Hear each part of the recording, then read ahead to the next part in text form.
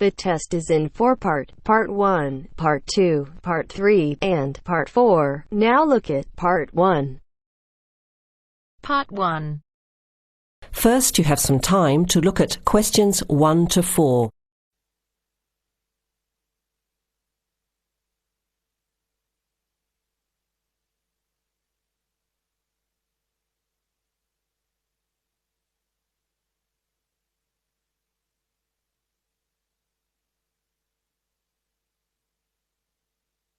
You will hear the recording once only. Listen carefully to the conversation and answer questions 1 to 4. OK, who's next, please? I think I am. How can I help you? I just came in on flight 372 from Singapore at 11:30 and my luggage hasn't arrived.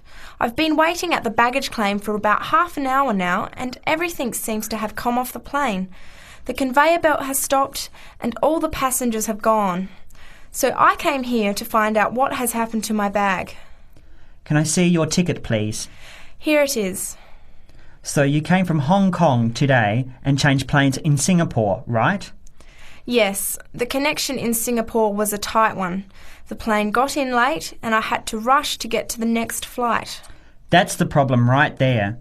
There wasn't enough time to get your bags onto the connecting flight. Normally, Singapore Airport is very efficient. Now, I need you to fill in these forms. Your name. Jenny Lee. Address. I guess you want my address here. I'm staying with relatives. Just a minute, I'll have to look it up. It looks like 583. No, it's 533 East 67th Street in Riverside. Do you have the phone number there? Yes, I do. It's 93014269. So you came in on Qantas Flight 392. Do you know the number of the flight out of Hong Kong? Let me see. I think it was Cathay Pacific 900 or something. Oh yes, it says here, CX912. Before you hear the rest of the conversation, you have some time to look at questions 5 to 10.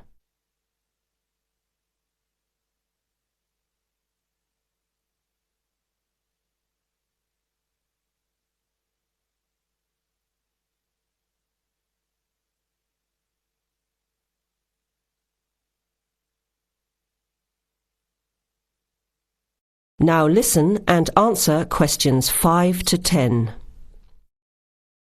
Right. Now, I need a description of the luggage. How many pieces did you check in? Just one. Can you describe it for me? Here is a picture to help you. Okay. It's a big bag, like this one. Rectangular. Not hard shell, but soft covered, and it has a zipper around the front. Is it black? No, sort of a grey colour. Any identification? Just a tag with my name on it. Any other features? Well, it has wheels and a retractable handle on the end, so you can pull it, as well as the handle in the middle. OK, that's fine. Now, if your bag missed the connection, I'm sure it'll be put on the next flight. I'll email Singapore as soon as I finish here. The next flight comes in at 17:50. That's 10 to 6 this evening. You can pick it up then. 10 to 6? That's too long to wait. Can I get my uncle to pick up the bag on his way home from work? Sorry, you have to be here yourself to clear customs. Of course, I almost forgot. Will the bag come here, to this desk? Yes. You pick it up here, then take it over to the customs area. By the way, don't forget to bring your passport. You will also need to have the key plus your ticket with a baggage claim number on it. Oh, okay. Guess I'll have to come back tomorrow then. It's lucky I packed everything I need for now in my carry-on bag. Yes, that's always a good idea. Be prepared.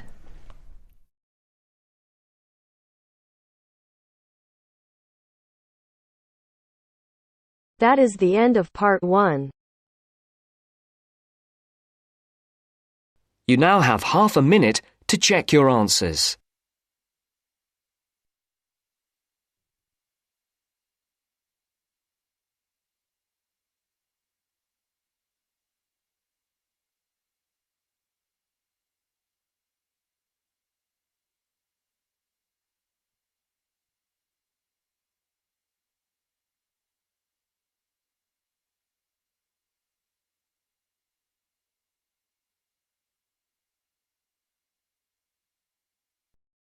Now turns to part 2.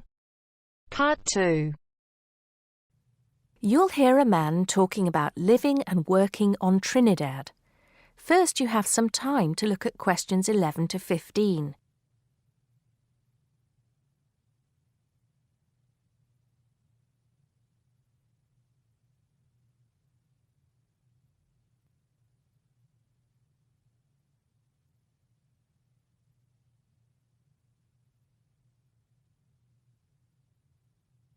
Now listen carefully and answer questions 11 to 15.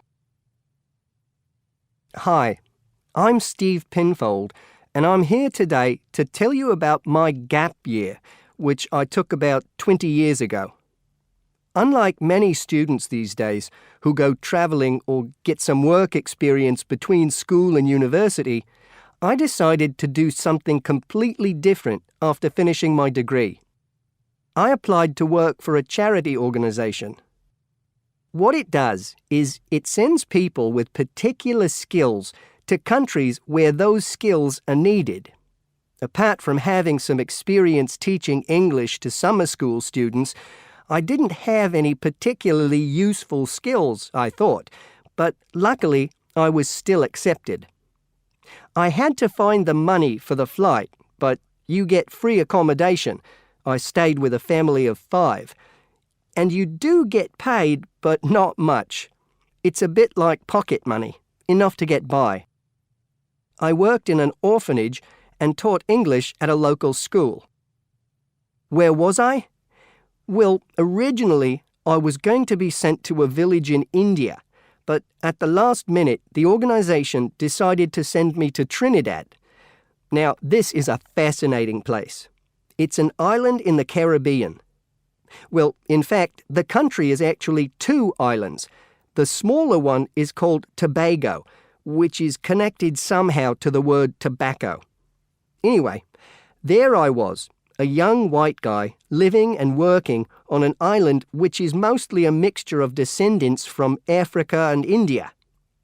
The Africans were originally brought over as slaves, and the Indians came later as indentured workers. That means they agreed to come for a specific time, but many of them stayed.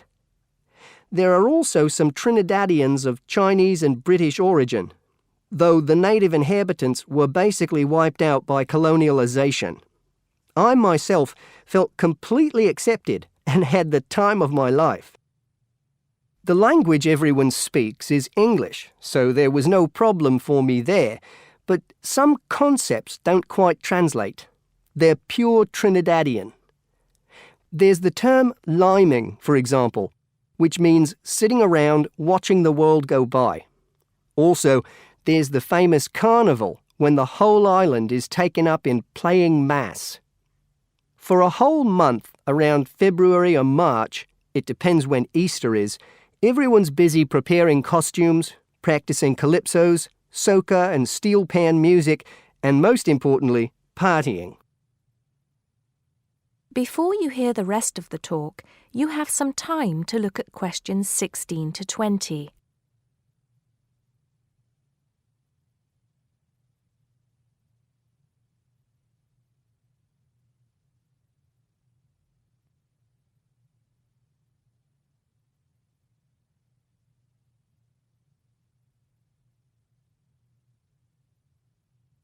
Now listen and answer questions 16 to 20.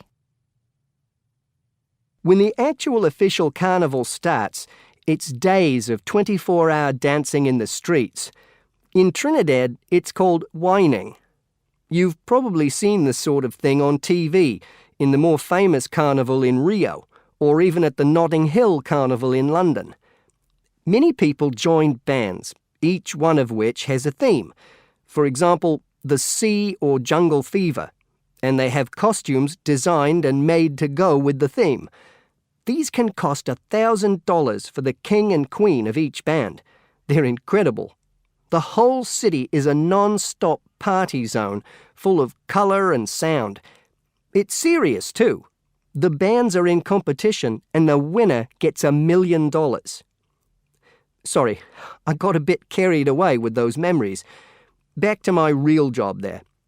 The orphanage was called St. Augustine's, and that's also the name of the place where it was, St. Augustine, a town just outside the capital city, Port of Spain.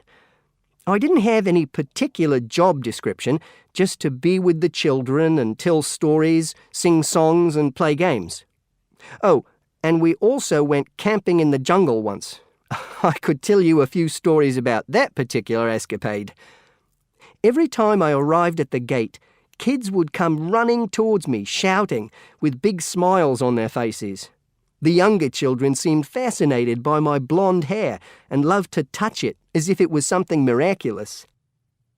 The English teaching I did 2 days a week in a primary school for 6 to 11-year-olds. The kids may have been poor, but they all wore neat and clean uniforms and were so respectful and enthusiastic. I've now been teaching for many years in different countries, and I still think those were the best students I've ever taught. What else did I do while I was there? I swam a lot. Can you imagine what it's like swimming with dolphins and with pelicans diving into the sea right next to you? More seriously, I trained to be a Samaritan. That's someone who listens and supports people who have problems with their lives. Overall, what I took from the experience was a sense of being in another culture, or rather cultures. As humans, we all share many characteristics, but we express ourselves in various ways. In Trinidad, there are lots of different communities and religions, and so many different kinds of festival to see. Hindu, Muslim, Christian, as well as some rather mysterious African traditions. There are quite a few Rastafarians too. Trinidad is, as Americans are fond of saying of their own country, a melting pot where everybody is greeted warmly. Go and see for yourself. I'm not sure how it's changed since I was there, but I'd love to find out.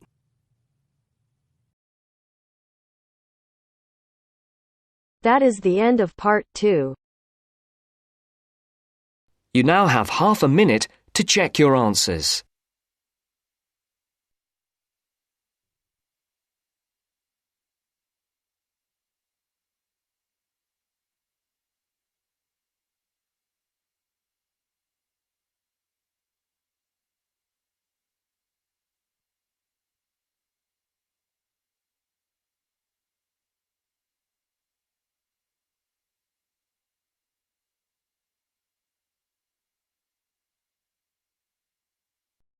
Now turns to part 3. Part 3. You will hear a group of students, Henry, Joe, Nancy, and Gordon, discussing changes to their work experience placement arrangements. First, you have some time to look at questions 21 to 26.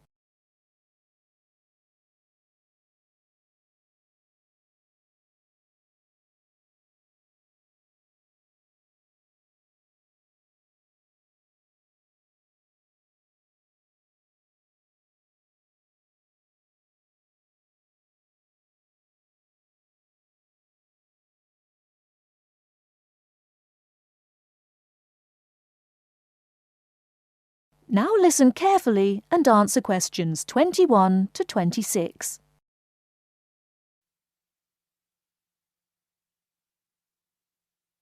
Look, there's the notice that Professor Jones told us he'd be putting up confirming the details of our work experience placements. But I thought that was already arranged. No, he said he'd have to check with the companies that the days we preferred were okay for them. Let's see if any have changed. Teresa's not here today, but her name's first. It says the Uni Bookshop, Friday mornings starting on the 23rd of March. So nothing's changed. I'll let her know. What about Manuel? He's not here either. Is he still going to the music store in the High Street? If it's mainly music, yes, he's still down for that on Friday afternoons starting on the 9th. The day's different. It's changed from Tuesday mornings, but that's okay. I'll tell him. He'll really enjoy listening to music all day. Now, where's my name? Henry. Here it is. I'm going to the beauty shop, and I said I preferred Thursday afternoons. Oh, good, that seems okay. And my start date hasn't changed either. Joe, what day did you opt for? I'm going to Highway Hotels on Monday mornings. Yes, that's okay. And starting on Monday the 12th of March. Oh, has that been changed? Okay, I was scheduled to start the week before. I'll just make a note of that. What about me, Henry? Have I still got the Explore travel service on Wednesday mornings? Just a minute. Where's your name?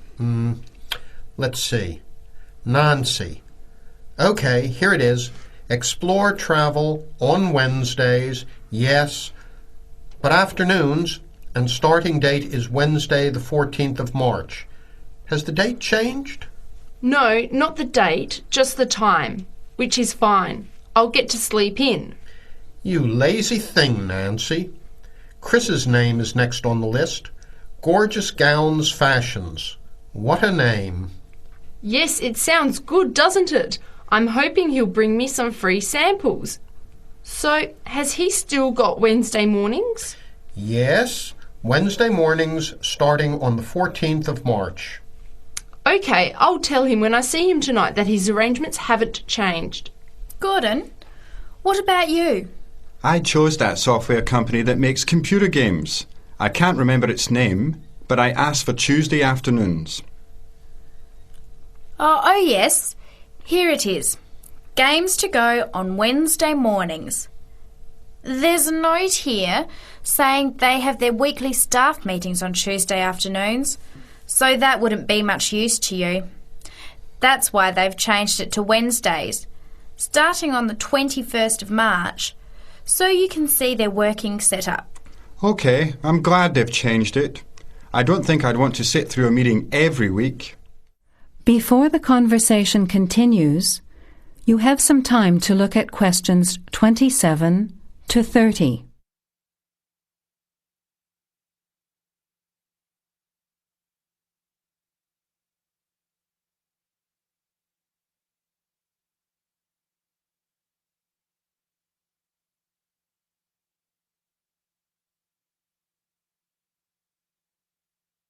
Now, as the conversation continues, answer questions 27 to 30.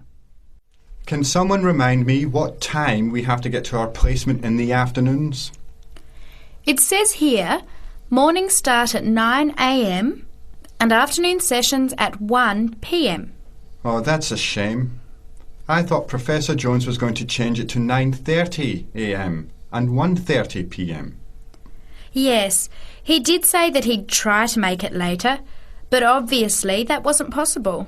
By the way, just in case, what happens if we're ill or something and can't make it? Do we phone the college or the place we're going to? I think we have to phone the company first and then the college. Didn't you get the information sheet about work experience at our last seminar?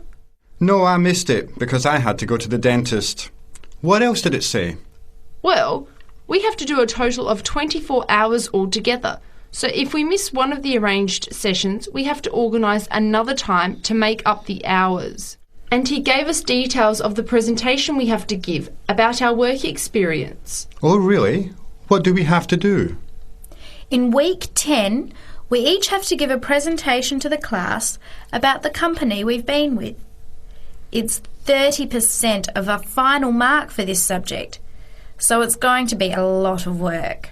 Yes, he's expecting us to do a lot of research while we're there so that we can outline the history of the company, its management structure, number of employees, other branches, etc. And he said we should use lots of visuals such as diagrams and flowcharts during the presentation. Yes, and we should also include what we did each week, the different departments of the company or positions that we observed, and try to relate what we saw to our studies so far. He gave examples like management style, accounting systems, information technology, and so on. You were right. It sounds like lots of work. That is the end of part 3. You now have half a minute to check your answers.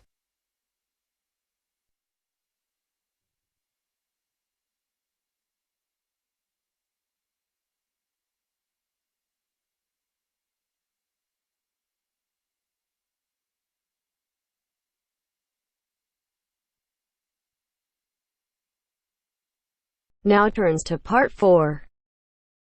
Part 4. You will hear a woman giving a talk at a popular science convention. She is describing research into artificial gills designed to enable humans to breathe underwater. Now you have some time to look at questions 31 to 40.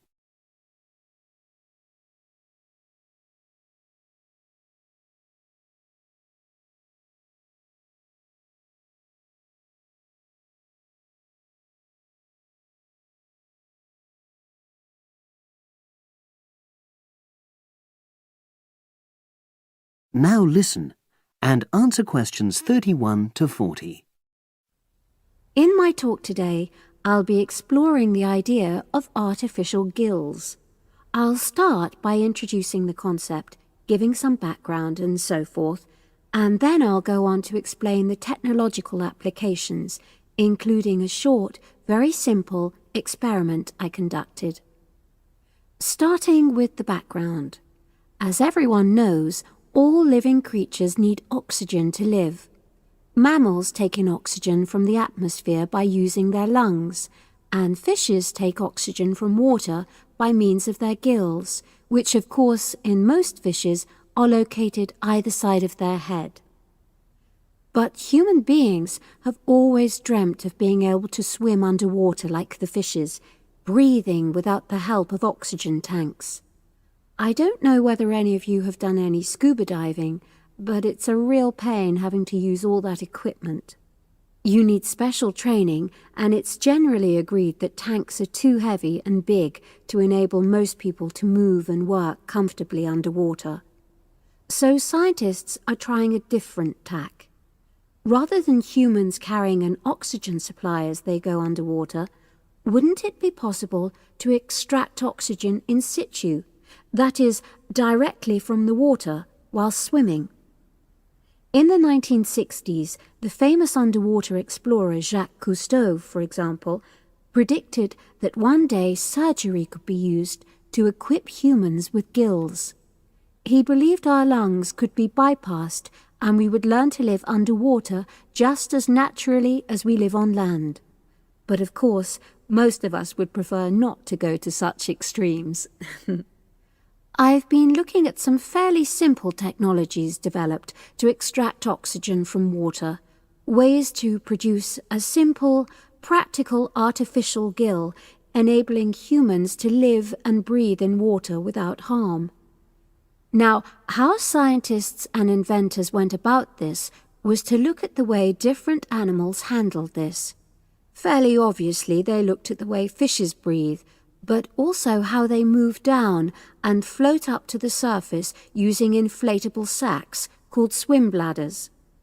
Scientists also looked at animals without gills, which use bubbles of air underwater, notably beetles.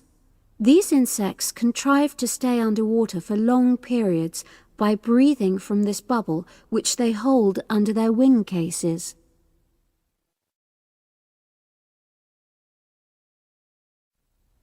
By looking at these animal adaptations, inventors began to come up with their own artificial gills. Now, making a crude gill is actually rather easy, more straightforward. You take a watertight box, which is made of a material which is permeable to gas, that is, it allows it to pass through inwards and outwards. You then fill this with air, fix it to the diver's face, and go down underwater. But a crucial factor is that the diver has to keep the water moving so that water high in oxygen is always in contact with the gill, so he can't really stay still. And to maximize this contact, it's necessary for your gill to have a big surface area.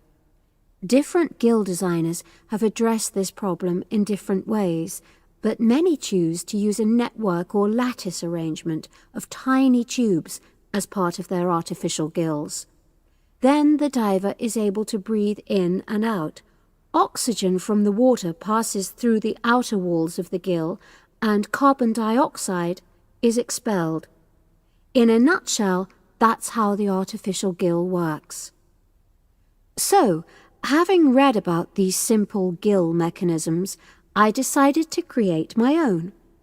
I followed the procedure I've just described, and it worked pretty well when I tried it out in the swimming pool. I lasted underwater for nearly 40 minutes.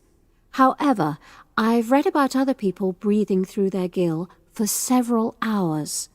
So the basic idea works well, but the real limitation is that these simple gills don't work as the diver descends to any great depth because the pressure builds and a whole different set of problems are caused by that. Research is being done into how these problems might be overcome, but that's another story, which has to be a subject of another talk. Despite this serious limitation, many people have high hopes for the artificial gill, and they think it might have applications beyond simply enabling an individual to stay underwater for a length of time. For example, the same technology might be used to provide oxygen for submarines, enabling them to stay submerged for months on end without resorting to potentially dangerous technologies such as nuclear power. Another idea is to use oxygen derived from the water as energy for fuel cells. These could power machinery underwater, such as robotic devices. So, in my view, this is an area of technology with great potential. Now, if anyone has any questions, I'd be happy to answer. Yes, lady at the...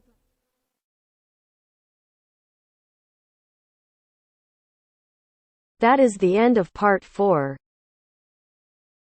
You now have half a minute to check your answers.